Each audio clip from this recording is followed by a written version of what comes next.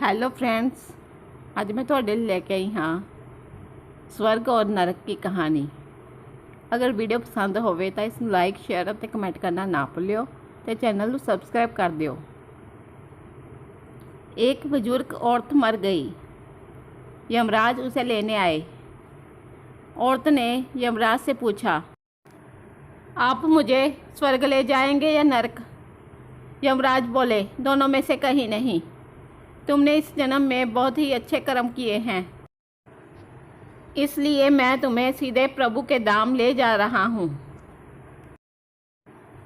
बुजुर्ग औरत खुश हो गई और बोली, धन्यवाद, पर मेरी आपसे एक बेनती है। मैंने यहाँ धरती पर सबसे स्वर्ग नरक के बारे में बहुत सुना है, इसलिए मैं एक बार दोनों जगहों को देखना चाहती हूँ।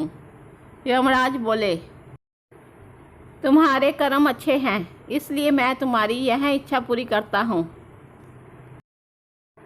चलो हम स्वर्ग और नरक के रास्ते से होते हुए प्रभु के धाम चलेंगे।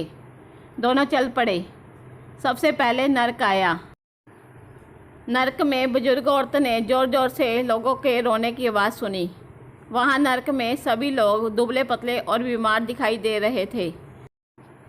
औरत ने एक आदमी से पूछा,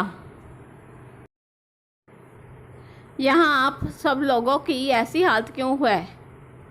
आदमी बोला, तो और कैसी हालत होगी? मरने के बाद जब से यहाँ आए हैं, हमने एक दिन भी खाना नहीं खाया।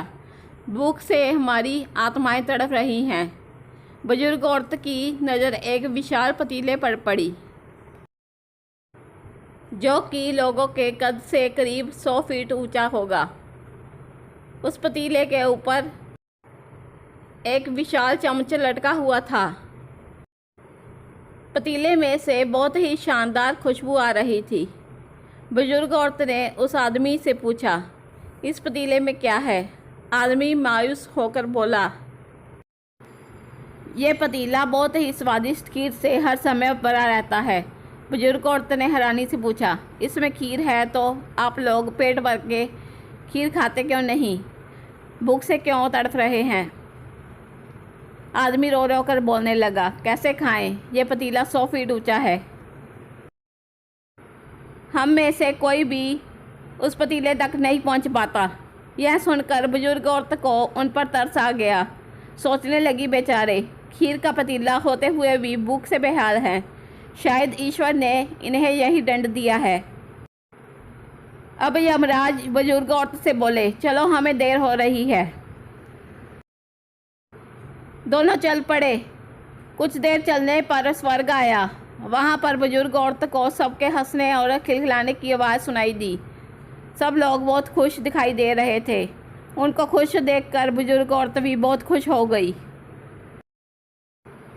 पर वहाँ स्वर्ग में बुजुर्ग औरत की नज़र वैसे ही 100 फीट ऊंचे पतीले पर पड़ी जैसा नरक में था।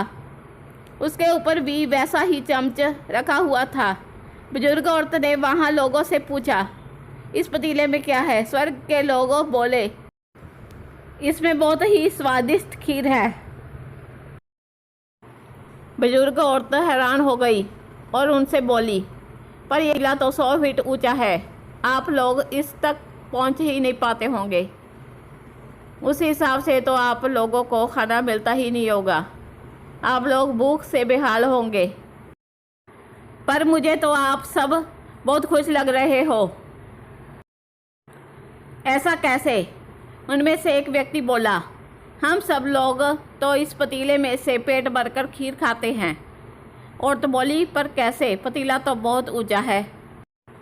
व्यक्ति बोला, तो क्या हो गया? पतीला ऊंचा है तो यहाँ पर कितने सारे पेड़ हैं। हमने इन पेड़ों की लकड़ी ली,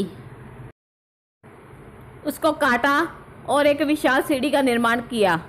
उस लकड़ी की सीढ़ी के सहारे हम पतीले तक पहुंचते हैं और सब मिलकर खीर का आनंद लेते हैं। बुजुर्ग औरत यमराज की तरफ देखने लगी। यमराज मुस्कुराए और बोले, ईश्वर ने स्वर्ग और नरक मनुष्य के हाथों में सौंप रखा है। चाहे तो अपने लिए नरक बना ले, चाहे तो अपने लिए स्वर्ग। ईश्वर ने सबको एक समान हालातों में डाला है। उसके लिए उसके सभी बच्चे समान हैं। वह किसी से भेदभाव नहीं करता। वहाँ नरक में भी पेड़ पौधे सब थे, पर वह लोग खुद ही आलसी हैं। उन्हें खीर हाथ में ही चाहिए। वह कोई कर्म नहीं करना चाहते, कोई मेहनत नहीं करना चाहते, इसलिए भूख से बेहाल है।